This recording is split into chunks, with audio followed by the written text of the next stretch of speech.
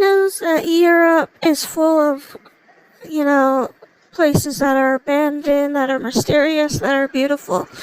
But did you know that in Belgium that there's a 100 plus pile of cars, what is also known as the Châtìllon Car Graveyard? Now, before you decide to try and book a trip to go see this place, let me just tell you that the place is no longer there. The graveyard, I should say. In 2009, locals were getting tired of tourists coming in just to see the cars, and due to how beautiful the small town was, they also had that fear that there was going to be environmental damage from the cars. So they decided to go in and clean it up. But this graveyard had more than 100 vintage American automobiles. No one knows how they got there. No one knows why they were put there. But the locals had started a lore that during World War II, the U.S. soldiers who were able to get their vehicles there had brought them and then hid them from the invading Nazis. And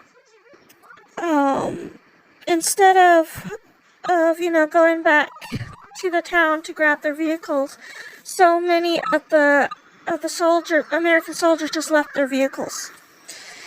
And it turns out that if they had taken them back home anyways, shipping them back home would have cost 10 times more than what it was when they were shipping them to Europe, And they said that later on that there was other new cars, I should say, sorry, that came from employees of Canada, Canadian employees of NATO, that were living in Belgium and France after the war. And they decided that they were going to fix up some of those cars, but because of the country's dispute with NATO, the Belgium or the Canadian employees had to leave their cars behind again.